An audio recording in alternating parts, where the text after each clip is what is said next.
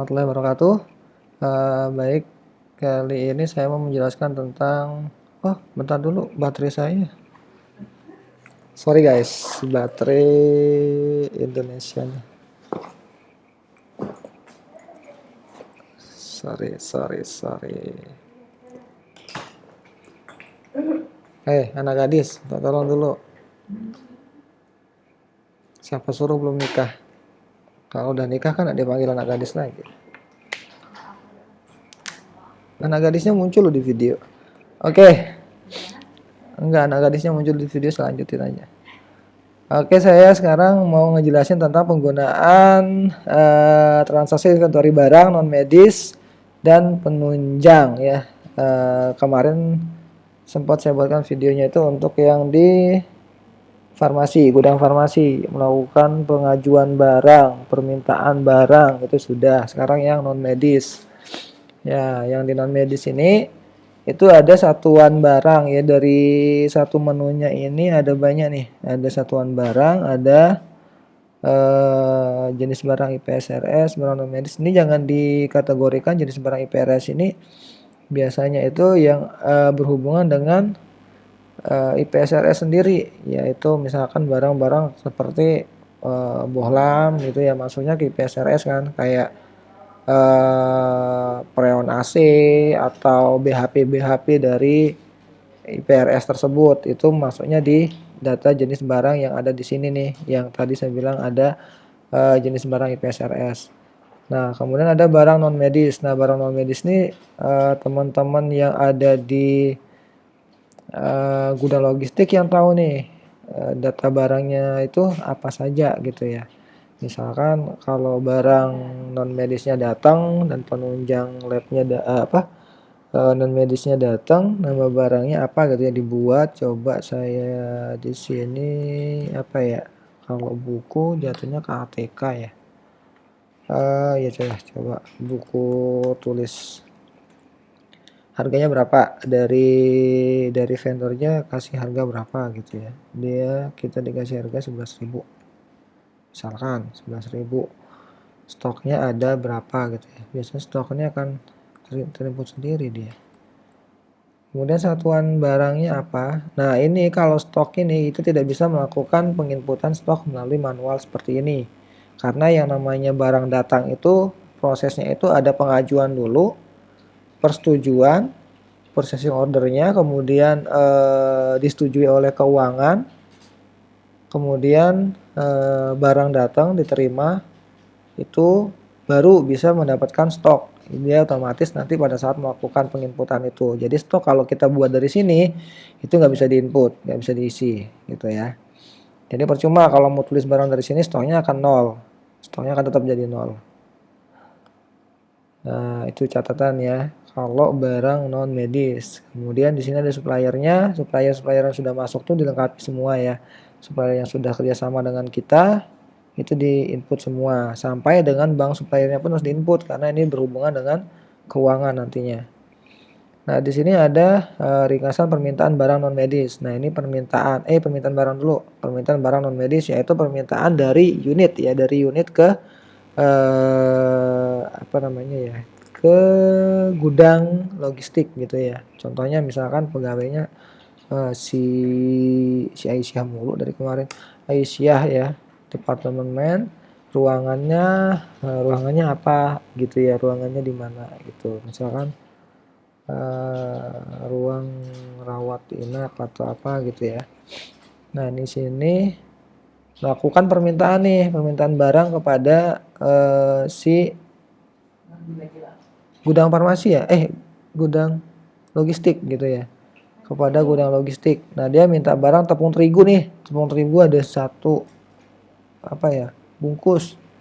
Kemudian ada Fixal kok sini ya, tiga botol gitu ya. Fixal itu buat laundry kan ya. Nah, kalau seperti ini teman-teman dari dari unit itu sudah melakukan permintaan nih, tinggal klik simpan. Sudah benar? Sudah. Oke. Nah, teman-teman dari unit akan melihat nih apakah sudah masuk permintaan saya ke gudang logistik apa belum gitu ya. tinggal diklik cari. Nah, di sini udah masuk.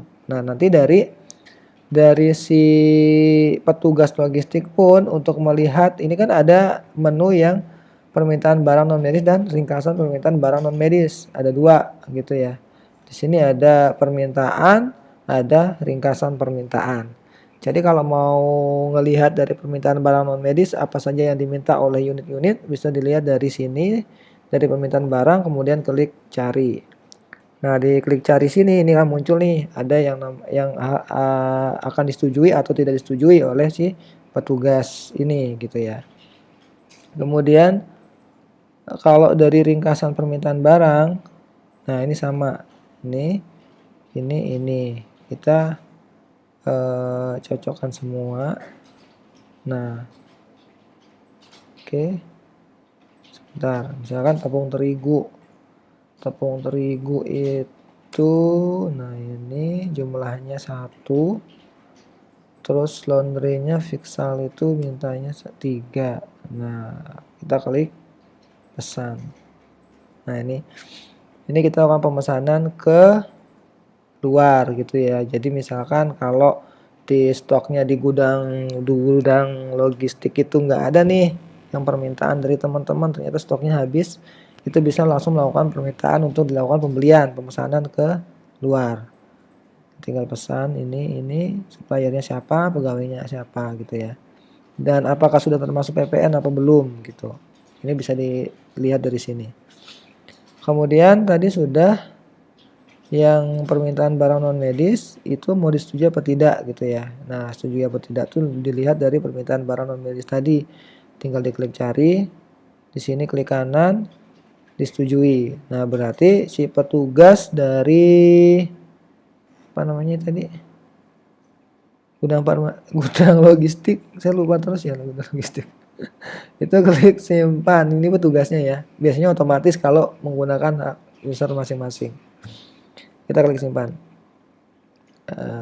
Simpan berhasil, kita klik cari. Nah, itu tadi saya lupa ya.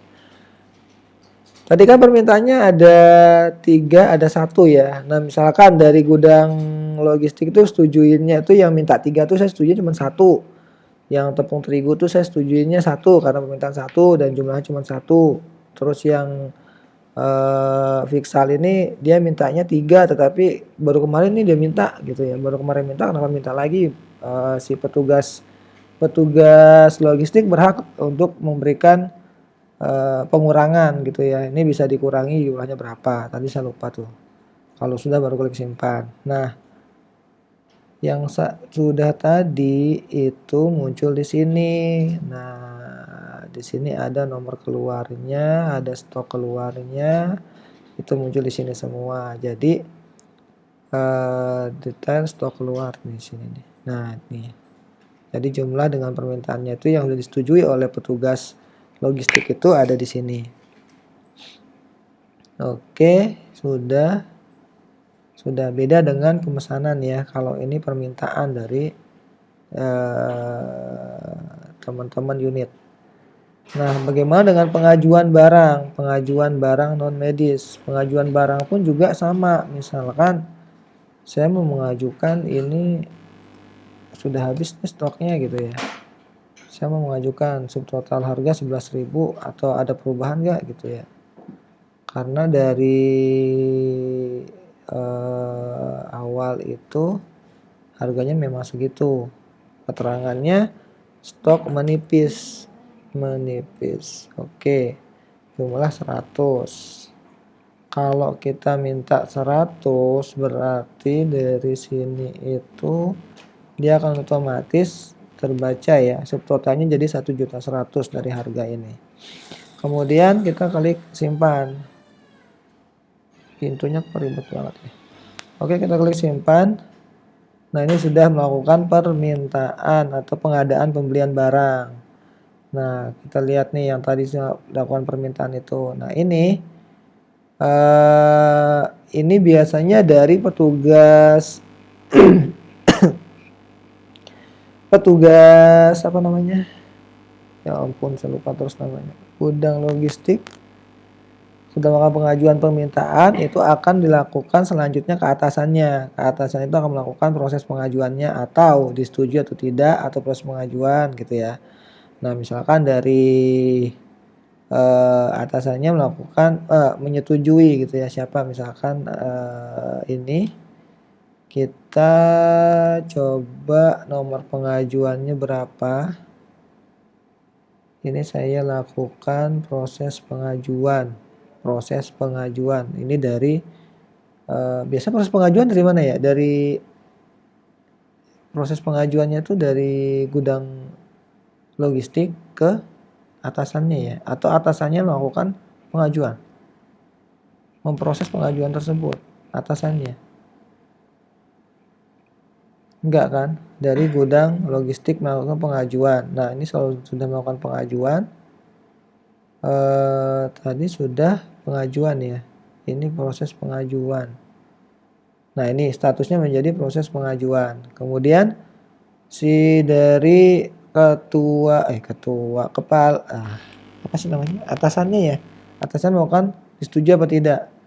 Nah, kalau memang disetujui, jumlahnya berapa yang disetujui oleh atasannya. Misalkan dari gudang logistik minta 100, kemudian yang disetujui oleh atasannya langsung itu hanya 50, karena kebanyakan nih. Bentar lagi lebaran, barang nggak bisa datang, kelamaan gitu ya. Itu bisa aja seperti itu. Nanti di sini dia minta diskon tuh, diskon berapa persen, bisa aja. Ini kan pengajuan kan, kita belum tentu juga di ACC oleh vendornya gitu kan. Oke, ini suppliernya siapa? Oke, ini sudah, ini nomor pemesanannya. Nah, ini dari sini akan melakukan saya minta diskon dong 10%. 10% gitu ya, diskonnya 10%. Jadi dari 550.000 totalnya itu akan mendapatkan diskon 55.000 kalau memang diberikan diskon. Jadi sebelumnya harus konfirmasi dulu kepada si ini suppliernya supaya diberikan diskon. Nah, kalau sudah diberikan diskon, si atasan ini akan melakukan simpan.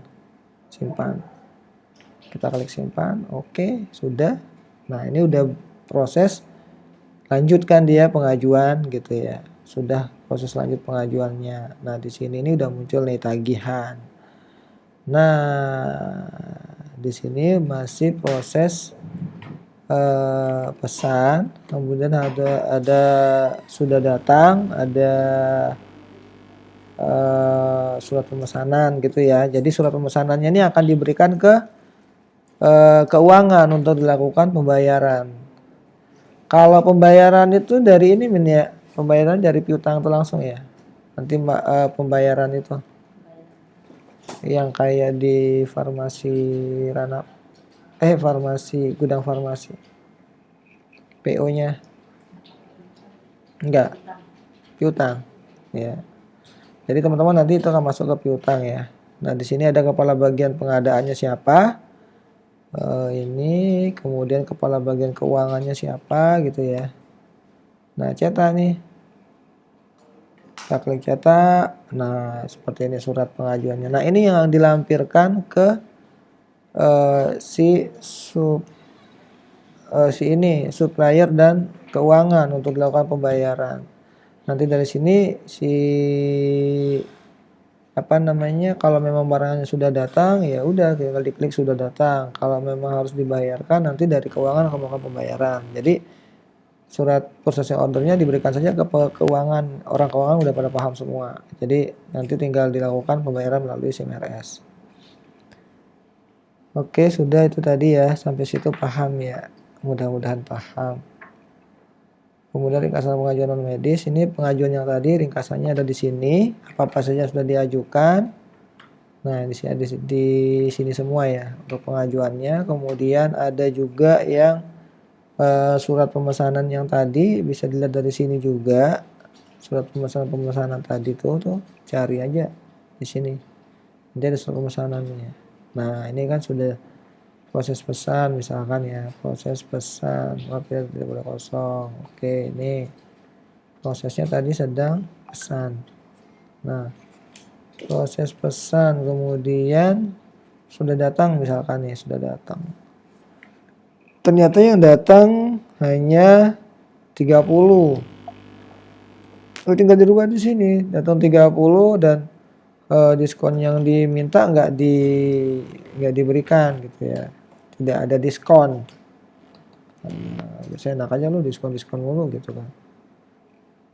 Nah, kalau dicentang yang G ini akan otomatis ngerubah. Misalkan dari harga belinya 11.000, kemudian permintaannya kemarin itu kita pengajuan permintaan 11.000, ternyata harganya berubah nih dari suppliernya, ternyata kita dikasih harga berapa ya? 10.000, turun 1.000 gitu ya. Turun 1.000.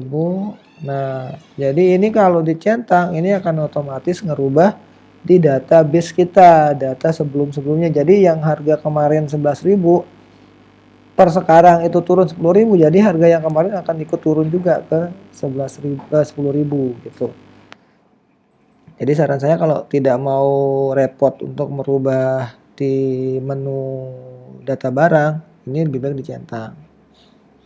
Oke, kalau sudah tinggal ini, kemudian klik simpan. Ini kan sudah datang ya. Petugas tidak boleh kosong. Oke, simpan, yes. Nah, sudah tuh. Clear. Sekarang tinggal bayar tagihan. Nah, ini nih di sini pembayaran tagihannya ada di sini nanti dari keuangan. Oke, sampai di situ mudah-mudahan pada paham ya. Di sini ada pengadaan barang tadi, ini pengajuan, kemudian kita melakukan pengadaan, beda lagi ya, pengadaan itu beda lagi. Kalau pengadaan itu barang yang tidak ada yang akan diadakan gitu. Kalau yang pengajuan tadi barang yang sudah ada yang akan kita ajukan. Kalau yang di sini tuh pengadaan pengadaan barang yang tidak ada sebelumnya di rumah sakit. Apa saja tuh? Nah, makanya di sini tuh ada akun bayar. Akun bayarnya menggunakan apa tuh? Akun bayar, kemudian suppliernya siapa, petugasnya siapa. Nah, itu harus tahu. Dan di sini harus diinput, ditambahin tuh, tambah input datanya apa saja. Nanti stoknya otomatis akan ngikutin. Gitu ya. Pengadaan medis. Kemudian ada penerimaan barang non medis, ini penerimaan. Tadi kan sudah ya, kita melalui tahapan yang tadi juga bisa, kita melalui transaksi penerimaan barang langsung bisa. Kemudian ada apa lagi ya? Stok keluar non medis. Nah, ini stok keluar, kalau teman-teman pengen lihat stok apa aja yang sudah keluar itu bisa lihat dari sini. Stok yang keluar dari gudang logistik gitu ya. Apa-apa aja sudah keluar. Nah, ini nih yang sudah keluar nih, tadi sudah disetujui permintaan dari unit-unit. Kemudian rekap stok keluar juga sudah ada. Biaya pengadaan non medis. Nah, ini biaya pengadaan harus dibuat dulu biayanya apa-apa saja nih. Rekapan harian biaya pengadaan ini akan muncul di sini semua nih. Jadi pengadaan-pengadaan sebelum-sebelumnya akan muncul di sini. Jadi teman-teman bisa tahu nih 1 bulan udah ngeluarin berapa duit nih dari rumah sakit gitu ya. Jadi untuk bulan depannya nggak enak lagi kita minta gitu kan. Kalau bulan ini udah ngabisin 1M, masa biasanya mau ngabisin 2M lagi gitu ya. Seperti itu. Rekap pengaduannya, kemudian ada stok keluar non medis per tanggalnya juga bisa dilihat. Sirkulasi non medis, sirkulasinya itu juga ada di sini nih, bisa dilihat sirkulasi barang-barang kemana aja ya. Nah, ini sirkulasinya kan ada tuh, ini kemana, diapakan, ada di sini. Kemudian verifikasi penerimaan non medis, verifikasi penerimaan non medis, itu ada verifikasinya juga. Kalau memang sudah dilakukan pemesanan tadi, dari data surat pemesanan barang non medis sampai data penerimaan barang non medis ada di sini. Nah, ini bisa dilihat oleh keuangan nantinya. Jadi dari barang diminta sampai barang datang akan dilihat di sini, diverifikasi oleh keuangan. Jadi nggak sembarangan tuh keuangan ngeluarin duit, tiba-tiba lu minta, nih ada nih permintaan processing order, udah tinggal dibayar, enggak gitu juga gitu. Jadi si keuangan harus memverifikasi dulu penerimaan barangnya apakah benar sesuai atau tidak. Jadi karena biasanya dari permintaannya itu 100 bungkus yang kemudian disetujui oleh atasnya 50 sampai ke data penerimaan barang yang diterima hanya 30, itu bisa berpengaruh di keuangan nantinya. Bisa saja yang PO yang awalnya 50 itu akan dibayarkan 50 oleh keuangan. Jadi yang 20-nya kemana dong gitu kan. Jangan suudzon, puasa gitu kan. Nah itu, jadi itulah perlunya yang namanya verifikasi penerimaan barang. Nah itu fungsinya dari keuangan. Nah yang ini nih, menu yang ini belum saya kasih tahu keuangan. Habis ini kita kasih keuangan. Oke, itu kalau dari inventory barang non medis dan penunjang. Ini orang-orang depan saya udah ketawa semuanya. Oke, stock of name non medis, rekap penerimaan barang medis. Sudah ya, cukup dari saya. Kalau untuk menu transaksi inventory barang, selanjutnya kita akan buat video tutorial selanjutnya lagi, yaitu tentang rawat inap. Oke, sampai di sini dulu dari saya. Sekian dan terima kasih. Nanti kalau memang ada yang mau ditanyakan bisa WA atau Telegram, tapi saya nggak nyantumin nomor ya. Ya gampang lah, chat-chat aja nanti. Oke, terima kasih. Wassalamualaikum warahmatullahi wabarakatuh. Belum saya tutup.